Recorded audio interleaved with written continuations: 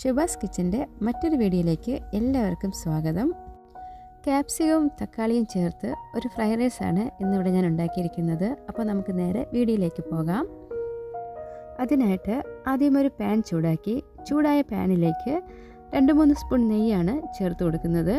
നെയ്യ് ചൂടായതിന് ശേഷം ഒരു 4-5 വെളുത്തുള്ളി ഇതേപോലെ കുഞ്ഞായിട്ട് ചോപ്പ് ചെയ്തെടുത്തതാണ്.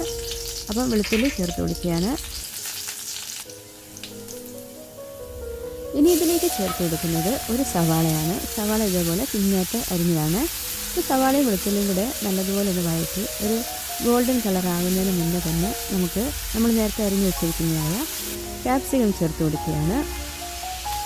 ക്യാപ്സിക്കം ചേർത്ത് കൊടുത്ത് നല്ലതുപോലെ ഒന്ന് ഇളക്കി കൊടുക്കാം.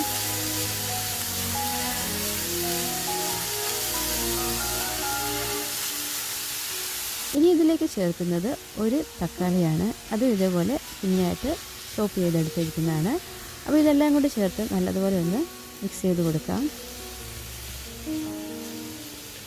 ഇനി ഇതിലേക്ക് ചേർത്ത് കൊടുക്കുന്നത് 1 സ്പൂൺ പഞ്ചസാരയും റൈസിന് ആവശ്യമായിട്ടുള്ള ഉപ്പും 1/2 ടേബിൾ സ്പൂൺ കാശ്മീരി മുളക് പൊടിയാണ് ചേർത്ത് കൊടുക്കുന്നത്. ഇനി ഇതെല്ലാം കൂടെ ചേർത്ത് നല്ലതുപോലെ ഒന്ന് വഴറ്റാം.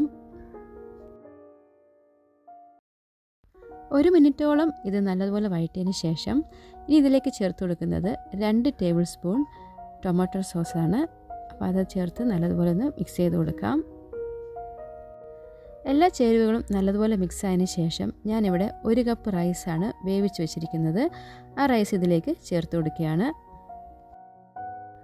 ഇനി ഇതിലേക്ക് ചേർക്കുന്നത് ഒരു നാരങ്ങയുടെ നീരാണ് എടുത്തിരിക്കുന്നത്. അപ്പം നാരങ്ങ നീരും കൂടെ ചേർത്ത് നല്ലതുപോലെ ഇതൊന്ന് മിക്സ് ചെയ്ത് കൊടുക്കാം.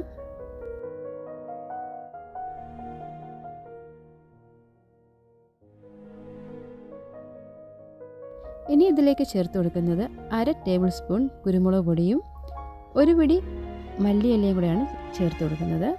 ഇനി ഇതെല്ലാം കൂടെ ചേർത്ത് നല്ലതുപോലെ നമുക്ക് വീണ്ടും ഒന്ന് യോജിപ്പിച്ച് കൊടുക്കാം.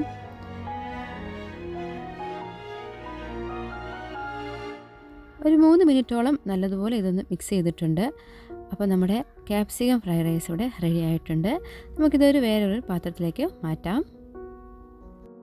ആവശ്യമെന്നുണ്ടെങ്കിൽ നമുക്കിതിലേക്ക് ഒരു മുട്ടയും കൂടെ ചിക്ക് ചെയ്ത് ചേർത്ത് കൊടുക്കാം. മുട്ടയും കൂടെ ഇട്ട് കഴിഞ്ഞാൽ കുറച്ചും കൂടെ ടേസ്റ്റ് കിട്ടും. പക്ഷേ ഞാനിന്ന് മുട്ട ഇല്ലാതെയാണ് ഉണ്ടാക്കിയിരിക്കുന്നത്. അപ്പം എൻ്റെ ചാനൽ ഇതുവരെയും കാണാത്തവർ ഒന്ന് സബ്സ്ക്രൈബ് ചെയ്യാനും മറക്കരുത്. വീണ്ടും പുതിയൊരു റെസിപ്പിയുമായിട്ട് വരുന്നവരെ ഗോഡ് ബ്ലെസ് യു ആൾ.